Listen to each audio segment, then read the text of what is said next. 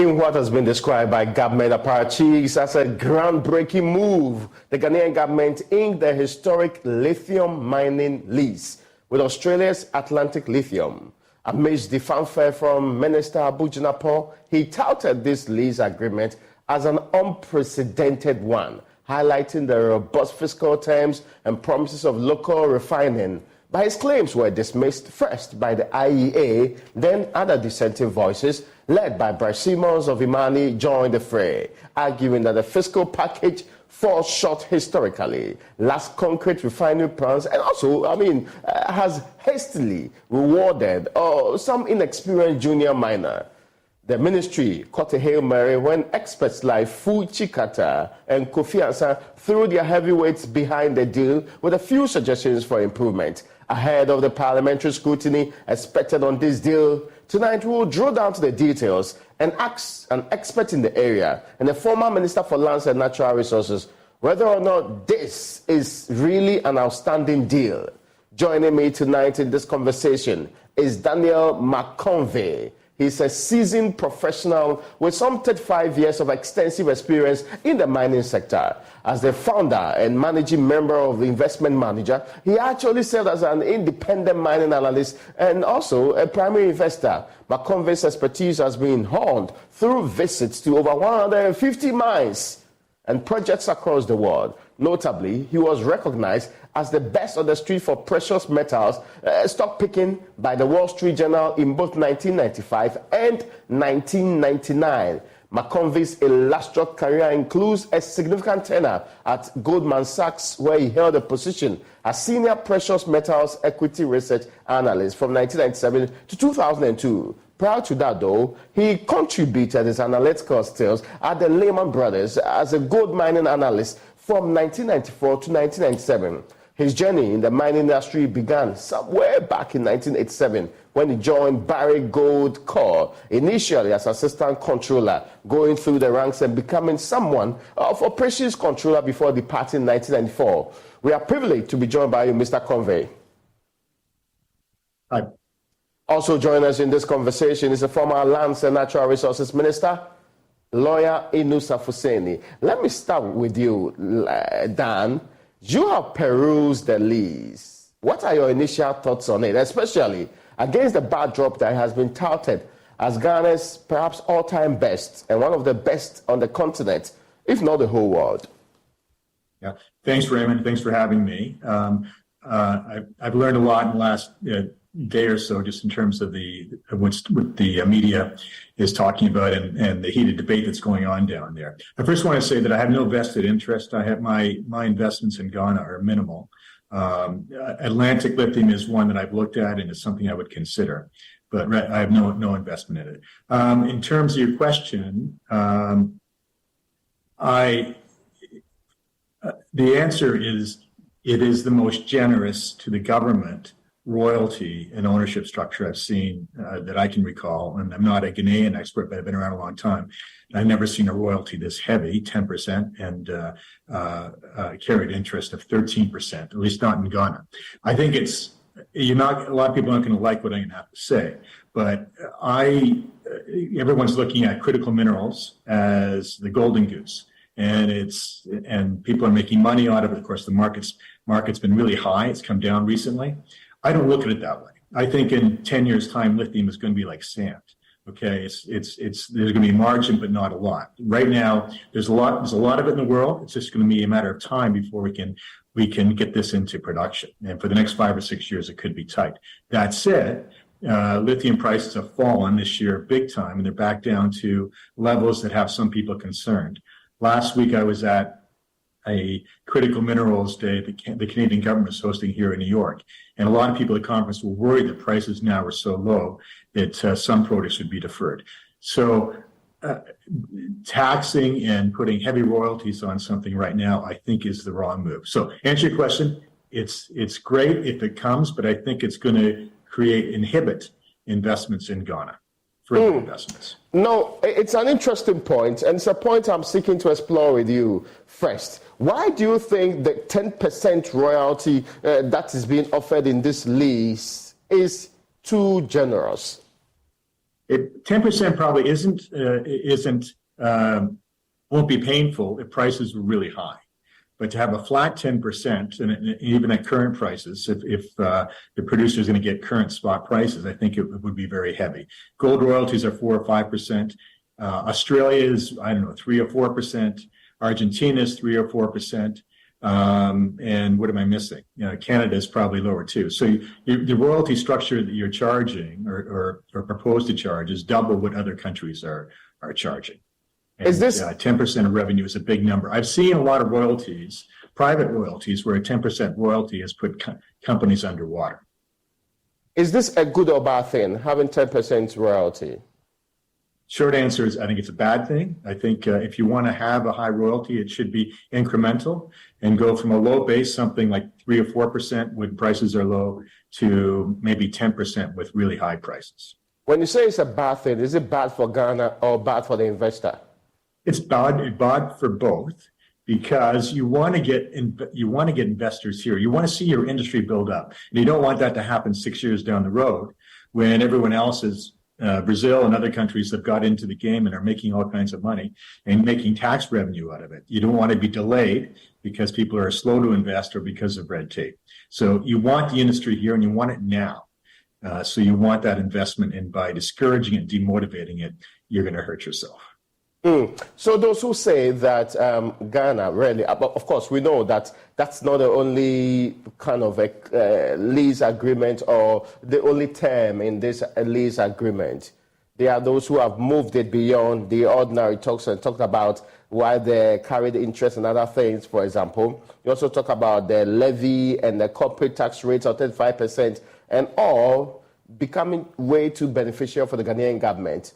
Is this also a proper, or let me say, an appropriate claim to make on this deal? I have sympathy with it. Yes. I mean, I think a 50-50 deal is a good deal. 50% of the profits go to a company who's investing and 50% go to the government. But if you have a 35% tax rate, you're getting that. And if you do the math, let's say you had a 50% margin. For every $100 you have in revenue, $50 is profit. 35% of that goes to the government directly. You put the 10% royalty in, and then of course you have withholding taxes when you pay dividends outside of Ghana, which is, I think, believe 8%, and you're at 50% there. So I think that's a good deal for both, and that's one that will interest investors and companies. But you go much above that, and they'll go elsewhere. Now, I'll bring in, if you can hold on a second for me, I'm bringing the former Minister for Lands and Natural Resources, Ines Afuseni. Mr. Afuseni, you're welcome. I'm just hearing from Dan McConvey that this is a generous deal. It might have its problems and also its positives, but it's a generous deal. If you were a Minister of Lands and Natural Resources today, as you were some time ago, would you have signed this deal? No, it's not a generous deal. It cannot be a generous deal. This deal is a royalties-based deal. I mean, so this is the colonial agreement manifesting in our laws. The world has moved on. Mineral-rich countries want to have controlling shares in their minerals. Because we have operated the royalties-based regime since independence, even before independence, and then the beneficial effects of this country has been minimal. The hazards that are left in the wake of mining are too numerous to contend with, and so it cannot be a generous deal. We have said that Ghana has moved on 60-something years after independence. We need to be able to come up with resources and either go into a joint ventureship agreement for the exploitation of our minerals, and that is possible. Many countries are looking at that, taking greater interest and shares in their minerals, so that a company can be established for the purpose of taking shares by the investor and the Ghana government in that company for the exploitation of the minerals. Especially lithium being a green energy, the energy transition will require that we we look at how we exploit our lithium to beneficial effect. And Ghana has a lot of resources in the GIF fund and in the MIF fund, that is the GIF Ghana Infrastructure Investment Fund and the Minerals Income Investment Fund. We also have the Heritage Fund. If the company is going to invest a lot of money in the exploitation of the lithium, we could also come up with the cost of investing in that, and then take up 51% in the company to set up for the purposes of exploiting our minerals, so that we are assured that the beneficial effect of the exploitation will come to Ghana. I would certainly bounce off these points you have raised with Dan McConvey in a second. Well, I'm sure you've heard the response of the likes of Fuichi Kata and Kofi Ansah to just the points you've raised, similar to the points that have been raised by the IEA and others in this conversation. I'll be coming back to you on it, but let me go back to Mr. McConvey.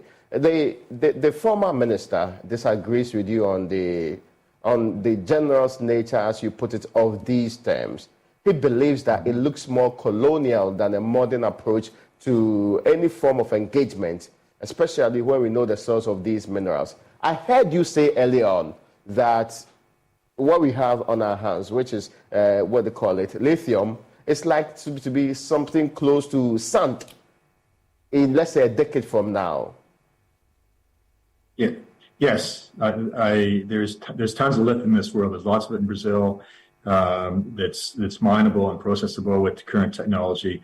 There's a lot in Australia, as you know, and there's a lot going to be developed in Canada, but it's going to take time. And then there's clays in Nevada that are being developed right now, et cetera. So, and you throw enough capital at it, which is happening, at least it was happening till this downturn. They're going to find a way to produce with the world. I realize it's a growing market. I realize we're going to need a lot more of it, but I think the world will do it. And it's just not a scarce metal like some other ones are, like gold or even platinum, palladium, metals like this. So what do you think about the call from the minister that the old colonial type contracting or lease agreements of this form should not be the way Ghana should be going? Do you agree or disagree? I disagree. I prefer not to get into, I can understand the historical feelings and concept, but it's, to me, as an investor, what do I want to invest in? And you want people like me and other investors to come into the country and want to invest to help raise money for companies to come in and build these projects. And if it's going to be a lot of red tape and a lot of politics and in an onerous structure, it's not going to happen. And Ghana is going to miss the opportunity. So I don't have an exact answer to your question. I just think that countries that I like to invest in have a good tax structure, one that benefits both sides, and it's clear, and it doesn't come with a lot of baggage. Australia would be a good example of where things are clear, and yet it's beneficial to both parties. The other question that's important in this conversation is, if you were an investor seeking to engage Ghana on this deal, and Ghana said, partner us in developing this together, we have a company called the Ghana Lithium Limited, I want you to be a partner in this company, equity shares giving you in this particular area, would it be something you would oppose? I would look, forgive me, but I would look elsewhere. Why? Because you can imagine just the extra time and effort in trying to get everyone to agree on things, et cetera. And it's taxing. It's taxing to do a partnership with anybody. But when you have political people involved, it makes it tougher. It's not to say absolutely no, but it's going to be hard work. And I think it's fair to say, I think everyone would agree with me, or almost everyone, that it would slow things down. It would slow decision-making down, development decisions down. So the answer is not an absolute no, but investors would rather go somewhere where they can operate in a more efficient way, without having to go through several boards and several committees and everything else. Why would having to do a partnership with Ghana, for example, be a lot of red tape? Why would it be a lot of difficulty work to be done by any investor? What are the risks involved here? time and energy and frustration in getting everyone to agree. Can you imagine if you had five, let's say you had five different government bonds? I'm doing an extreme. Yeah. And you had to get decisions made. You can just imagine what that would be like. That's interesting. And it becomes political. Okay, it becomes political. Things aren't going well, or someone doesn't like the stand they're making, and then all of a sudden, it's in the press, and you as the JV partner are kind of affected by that. Correct? Now, yes, and government. If I can interrupt you, government. Governments aren't the best ones to be in business. Right? Oh, okay. Well, that's an interesting. Efficient business. It's best, for governments not to be involved. That's an interesting point, but. Inusa, you did say that this colonial kind of contracting should change. It's just been explained or elucidated that this lithium you're talking about will even be around for not so well. In fact, the value will go down. And in fact, Dan compares it to sand in the next 10 years or so. Is there not a fierce urgency of contracting and getting as much as we can get out of it now than to wait and to do things in a different way? So when we started exploring for oil, we were told that our oil was in hard-to-reach places and that it would cost a lot of money to reach our oil. And the investors were not interested in prospecting for oil in the offshore region of Ghana. But marginal fields have not become profitable, and you found many companies in the Gulf of Guinea looking for oil. But at the beginning, we were told that they were marginal fields, and so investors were not interested. That was why we gave seed deals to investors, and they made billions of dollars out of our oil. Now, investors are always saying that, look, we want a cozy agreement. We want a cozy environment, an environment where the hassling will be minimal. Okay, but this is a mineral. So 50 years ago, we were not talking about lithium. And 50 years to come, we'll be talking about another mineral. The co-panelists will agree with me that if we don't mine the lithium, it stays in the ground. We don't suffer environmental consequences of the exploitation. Mind you, exploring the lithium or exploiting the lithium will come with environmental consequences. And if we don't mine, we don't have those consequences. That's number one. Number two, lithium is going to be around for quite some time. We've just come out of the COP meeting, Conference of Parties meeting in Dubai, and they are talking about energy transition, and lithium is a critical green energy, will be around for some time. And so I don't think that is the argument. Yes, investors will look for easy ways. They don't want hassle. Okay, they're also going to go and look for the money elsewhere, and so they want returns on their money. I just looked at the Atlantic Lithium Company, their website, and they're saying that the internal rate of return on this particular investment is 224%. 224%. And so clearly, we are saying that, look, find a way. Okay? And that is why countries like Saudi Arabia, yes, they have a lot of oil. They started with royalty agreements, but they don't now do royalty agreements. That is why Botswana is renegotiating its minerals agreement with the Boers. Okay, because we want to be part of it. We don't want to be taking the crumbs. After all, the minerals in Ghana belong to Ghanaians. And those who want the minerals must be prepared to pay and partner the people of Ghana for the exploitation of the minerals. You don't take it away and enrich yourselves at the expense of Ghanaians. No. That colonial arrangement cannot hold. We can continue for so many years. We've been exporting gold, we've been exporting diamond. Go to Obuasi, go to Takwa. What do we have to show for it? Nothing, absolutely nothing. But isn't it also because you are unwilling to put your own money into this? You really have always... But that is why we are saying that our government must put money in it. That's why we are saying that there's expertise out there. In fact, apart from going to JVs And look at China. Have you looked at China's development model? Yes, it's a big country, but have you looked at their development model? To be able to get the expertise to stand on their legs, they had to go for the joint venture approach. And so if you wanted to invest in China, and he knows that if you want to invest in China, even presently, you must be prepared to take the minority shares in a company established in a special purpose company, a vehicle established for the purposes of exploiting minerals in China.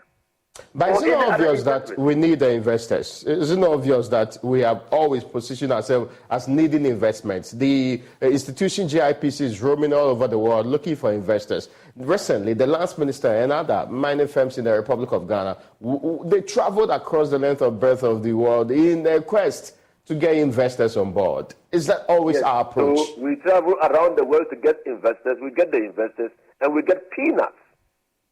You want that kind of... You want that tragedy to continue?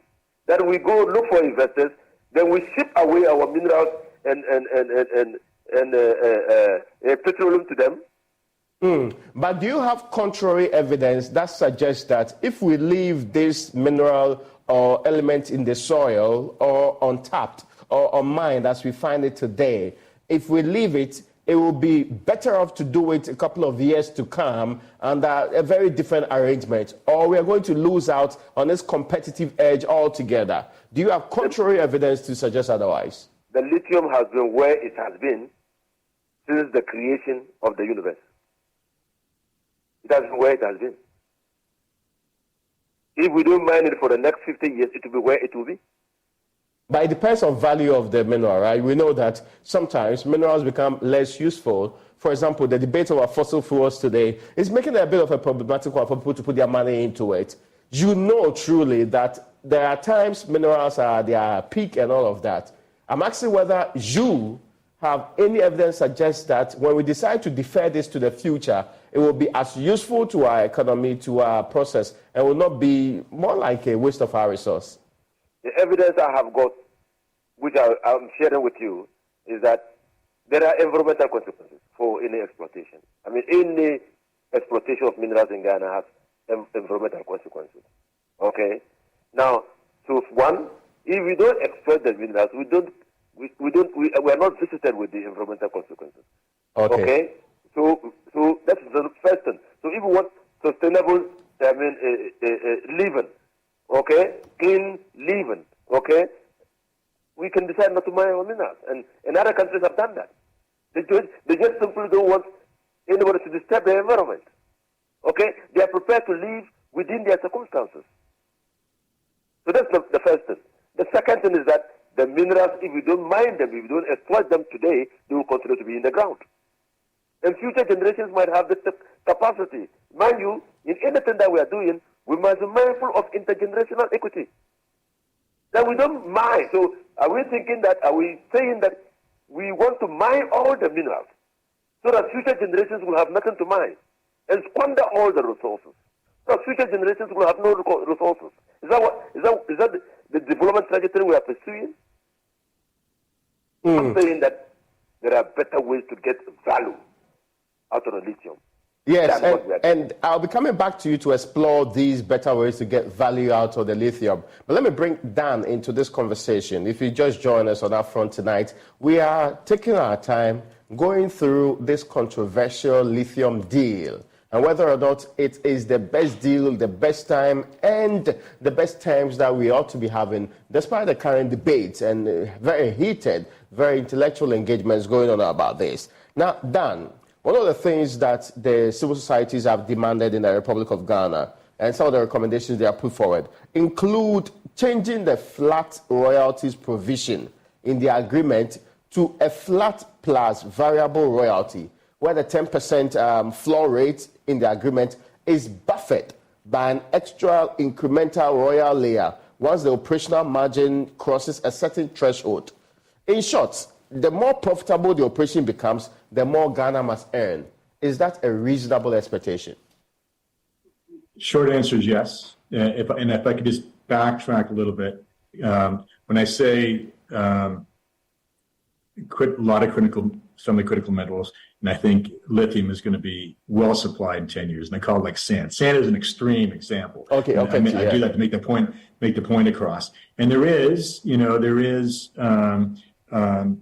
strong arguments that when you're making huge profits, windfall profits, that there should be, in some cases, extra taxes. The problem is they're very complicated, and Australia has actually looked at that with iron ore, and I don't think they ever got it through. But there is some justification. One way to do it would be that variable rate royalty. Okay, so to do it, it's difficult because what do you pin it on? But the answer is yes. That is one way I think you could make Ghanaians comfortable that if there is going to be windfall profits in lithium going forward, you could impose that, and the Ghanaian people can get a bigger share at higher prices. But how does that? Remo, it has never worked. So, sorry, forgive me. 2012. Hold on, gold prices hit the roof. Sorry, forgive me. Inusa, I need you to. The Mills established the Equatorial Committee. Yes, they came out with a flexible royalty rate. You made an earlier point I need you to make for me. You said what? It never works? It never works. Okay, so please explain.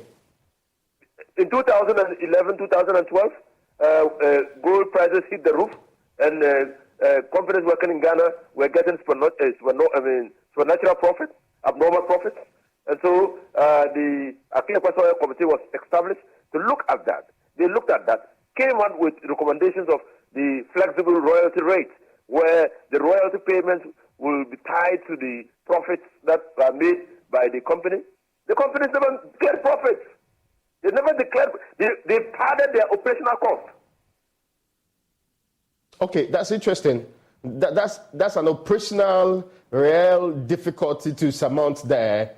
That it sounds on the top of it a very good idea, but in reality, if they pad the operational cost, it means that they don't have enough profit for you to take money out of, isn't it? Yes. Dan, how do you respond to this? I think that windfall taxes, I'll go to the royalties in a second, but I think windfall taxes you have to reserve them for very special situations.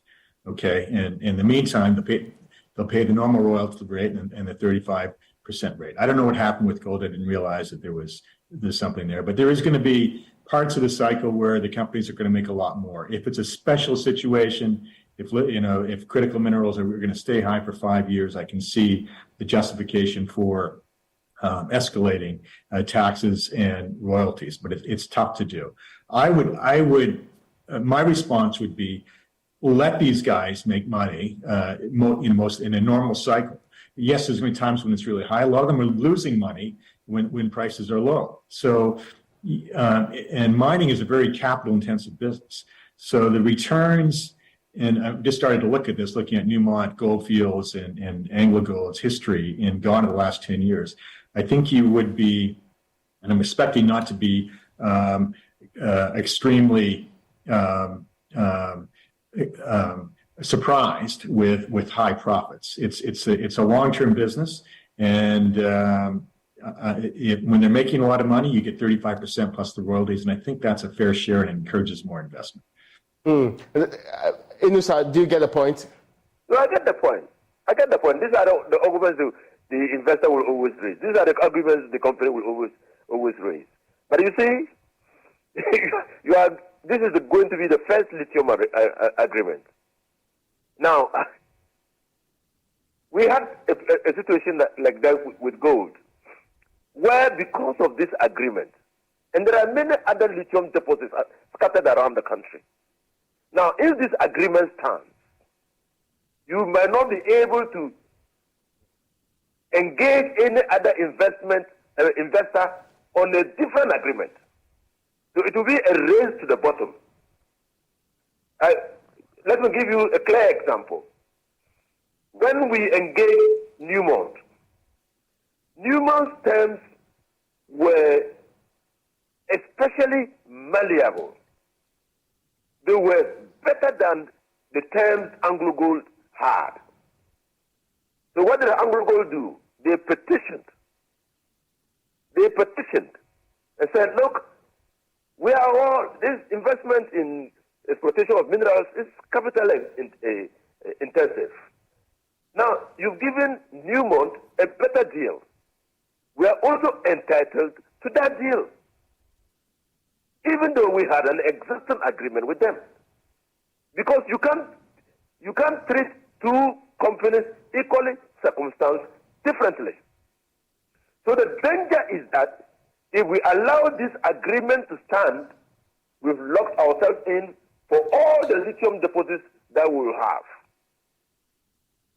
Because any investor will be looking at that lithium agreement that we are having now, if we let it stand, and we want to model its agreement on the basis of the agreement we have. That is a danger. And to be a race to the bottom. Do you perceive that this danger is real, Dan? And how do we surmount it if it is real? Sorry, the danger of investors not coming, is that what you're referring to? No, investors demanding similar terms and not terms that are more improved than this going into the future. Investors just want reasonable returns and a reasonable tax structure. So we're talking about lithium right now. Yeah. I think if prices stay high, okay, it's not going to be a big issue. Sorry, go back to being high because they're not high right now.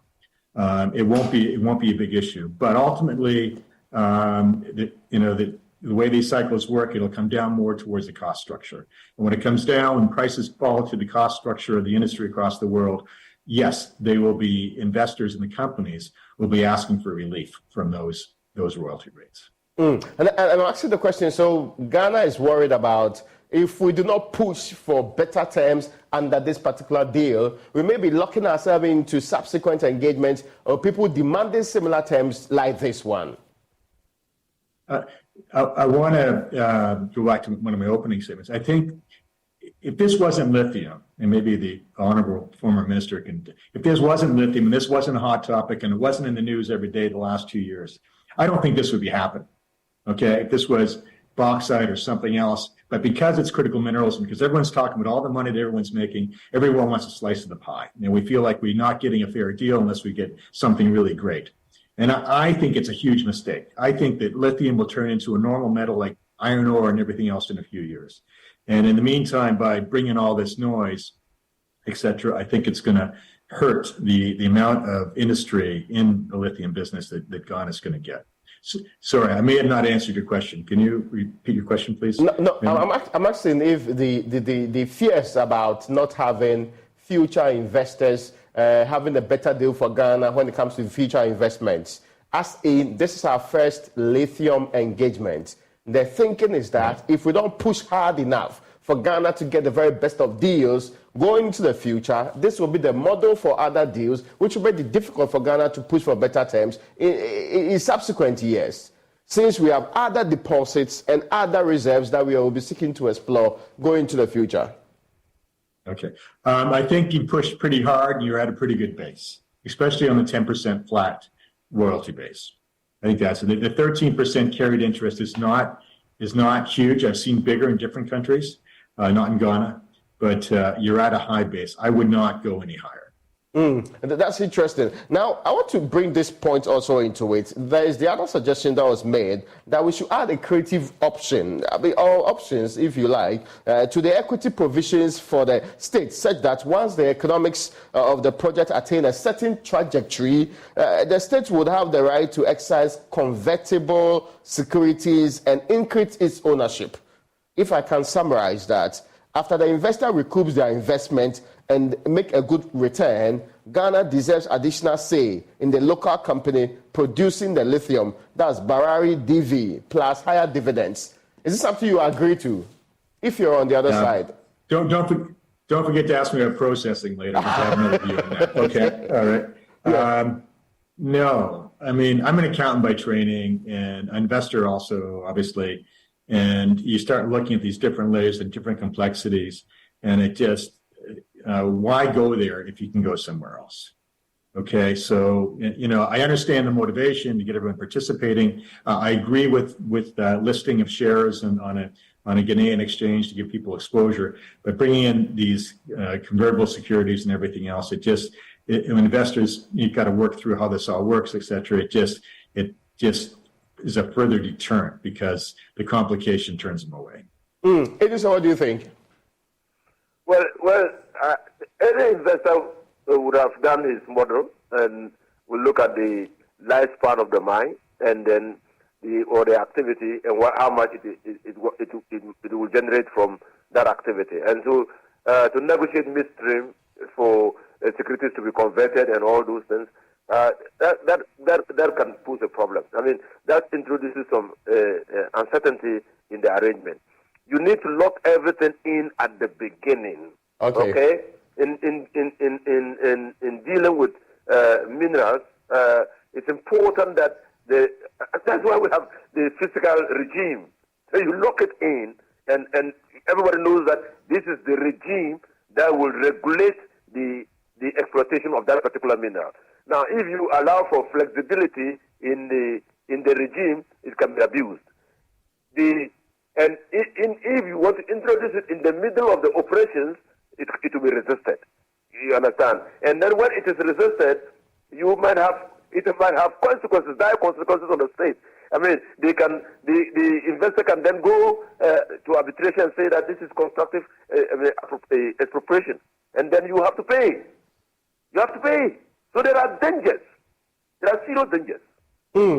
Now, well, I'll come back to you, but ladies and gentlemen, we just finished one part of the conversation. This conversation is about Ghana's lithium deal, the controversy surrounding that. We are breaking it down to the most important issues raised and the responses from, on one hand, an investor of extraordinary nature like Dan McConvey, of course, and of course, he's been working in the mining sector for almost 4 decades. And on the other side, a former minister of lands and natural resources, Idris Afuseni. Gentlemen, after this break, we'll continue our conversation.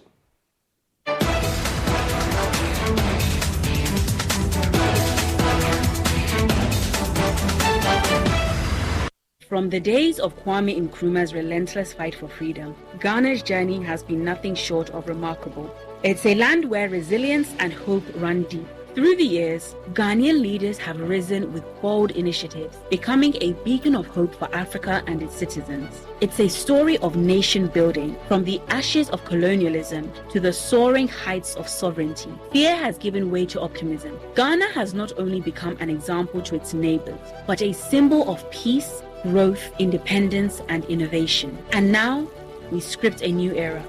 A modern era of convenience and innovation. Introducing Chopbox, a future filled with job opportunities for our youth and credit facilities to provide a brighter future for all. Imagine stress-free shopping, where there are no more long drives, no more market hustle. A company that places its customers above all else, fighting tirelessly to make their lives easier, where credit opens doors previously locked, and where convenience is not just a luxury, but a way of life.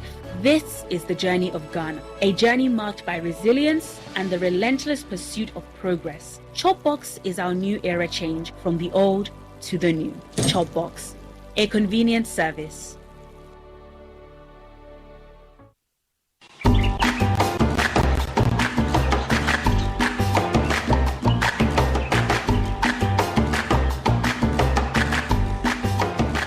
Give, and it shall be given unto you.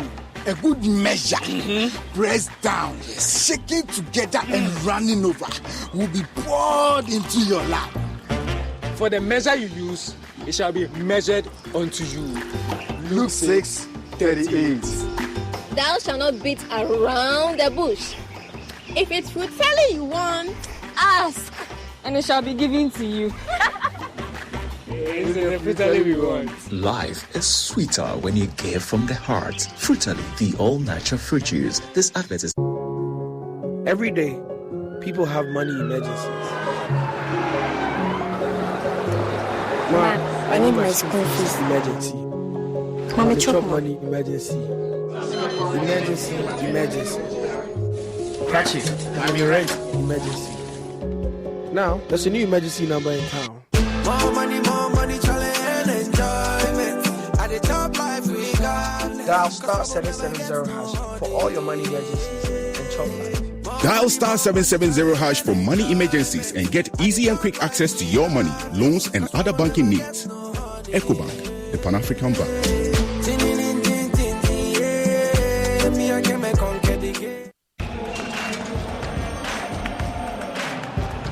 We are back, bringing you the latest lineup from Betway.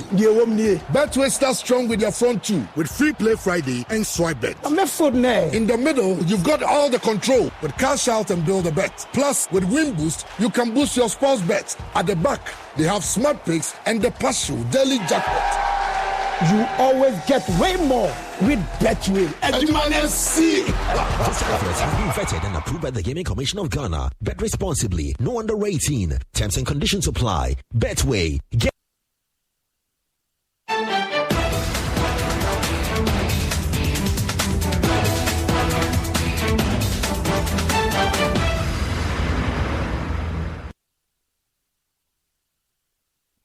Welcome back to our front, and our conversation tonight is on that controversial lithium deal.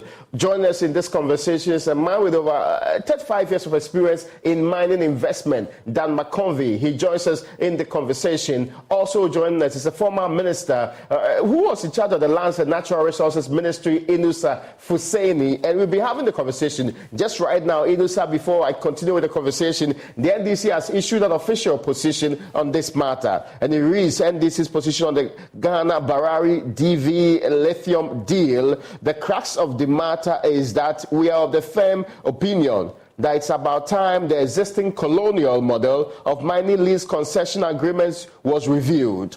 New models for the exploitation of our mineral resources, such as joint ventures and service agreements that provide for equitable benefit sharing, enhanced local participation, and value addition, should be considered as part of the review of the laws and policies governing our extractive sector. And they moved on to also say it's for these reasons that the government should have extensively engaged all affected stakeholders, including CSOs, before executing the Barari lithium deal. And they also make some other comments that they note are the problems in this particular deal. And beyond and above, in concluding on the point, in the face of all these pertinent issues, the statement says particularly the non-existence of a feasibility report and a mandatory requirement for the local processing of our lithium resources, the NDC is of the view that the Ghana-Barari lithium deal is not in the best interest of Ghana.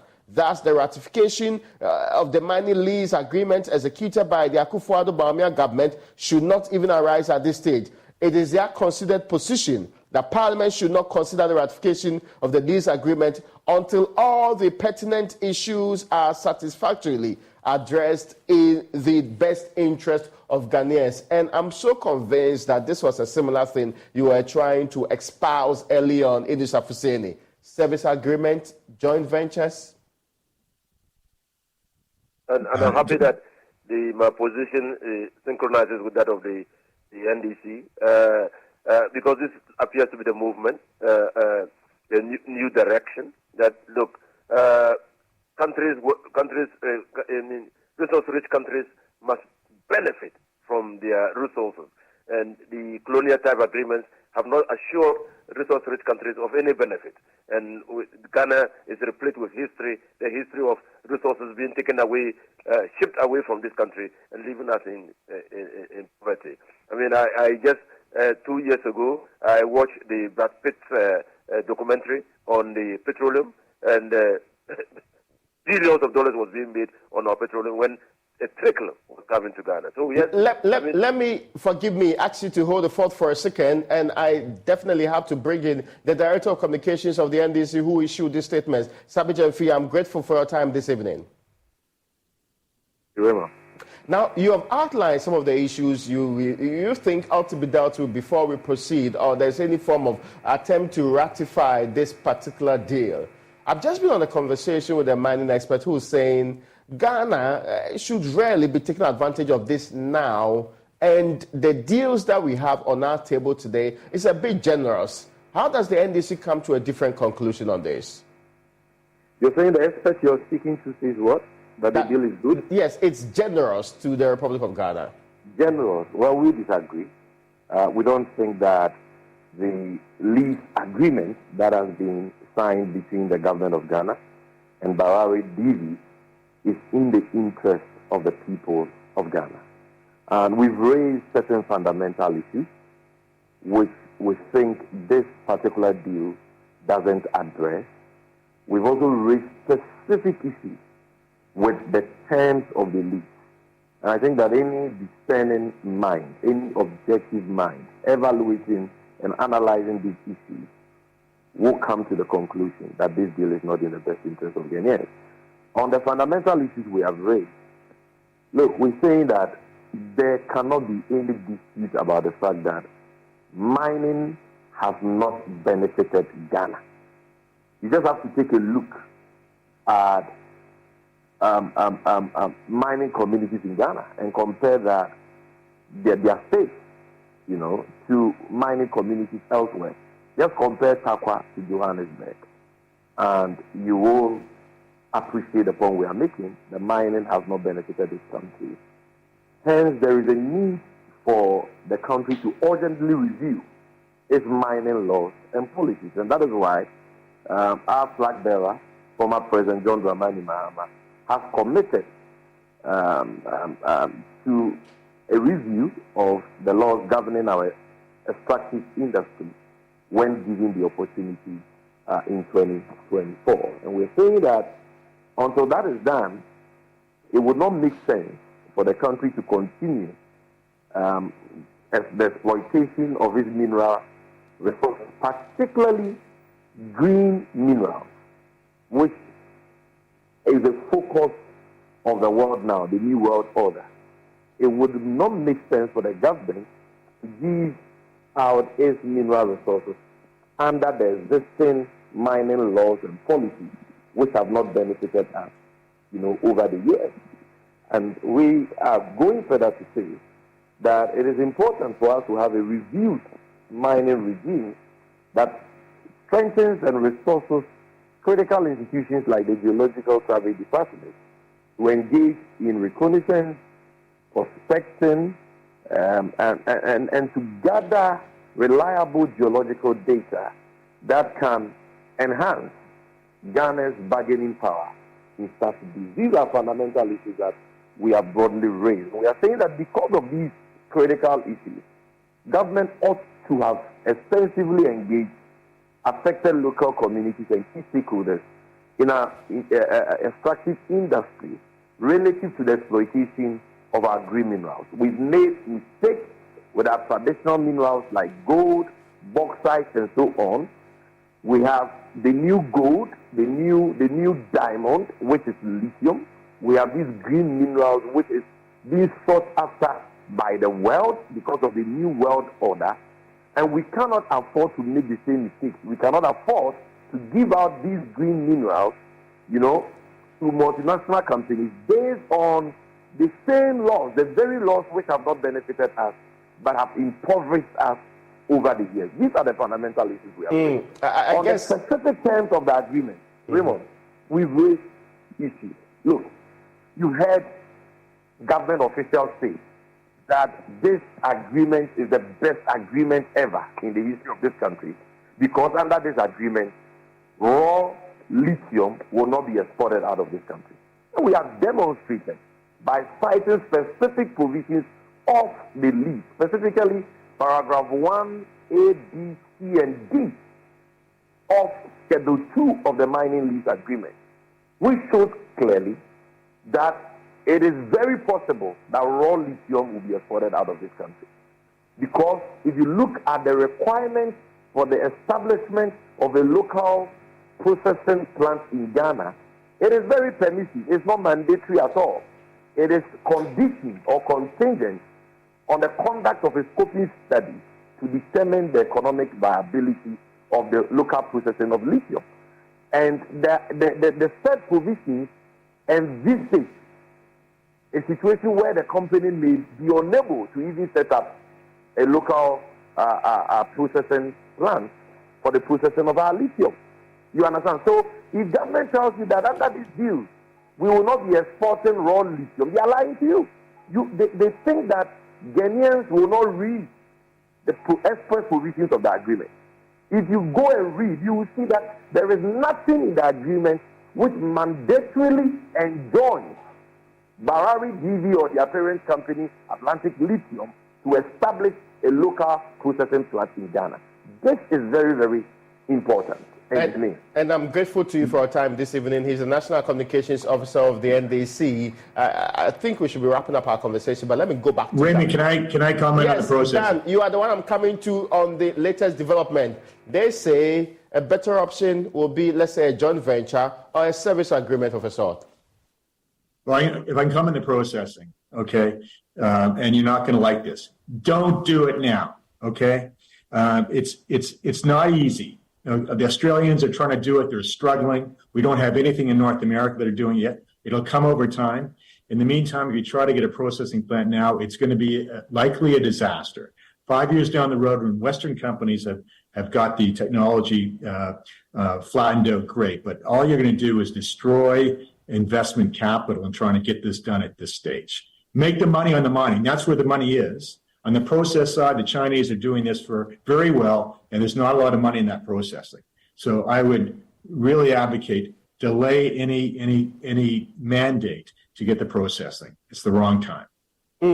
Generally, the conversation about a service agreement or a joint venture being a more potent mode of engaging than the current lease agreement. Okay, the joint venture just complicates things. I want to, as someone who like to see Ghana move, I'd like to see this go on. The laws have been set in trying to do a joint venture now for a company like Atlantic Lithium. I think adds fog and makes it more complicated, and it makes me as an investor. Do I want to come in and invest in Atlantic Lithium, or look for other companies around the world that have a cleaner mandate to come in and do things by themselves with the regulatory laws? I would rather do that than go in the joint venture. Not to say it's all wrong. We have Codelco in Chile and other ones around the world that have worked over long periods of time. But I think the best course is to go with something like the current lease agreement. Now, the conversation is gearing towards, if we don't have better deals, we should not do it at all. Do you think that's a good posturing?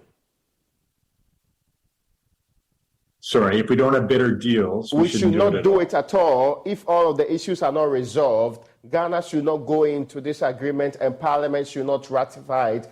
If you're asked to advise the Ghanaian government on this matter, would you support the call for it to hold on and not do anything until it's able to iron out all of these differences?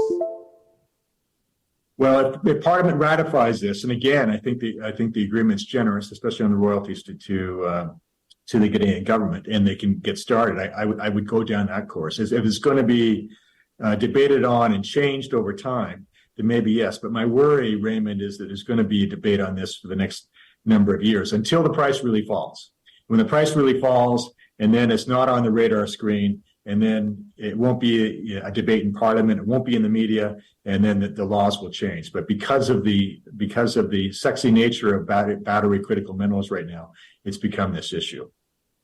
I am grateful to you for your time this evening, Dan McConvey. Until another time, we'll get to engage on this one. I'm also grateful to you, Inusa Fuseni, who joined us earlier, and Sami Jamfi, who talked about the NDC statement rejecting the deal and asking Parliament not to ratify it. And I'm grateful to you also for watching Upfront tonight.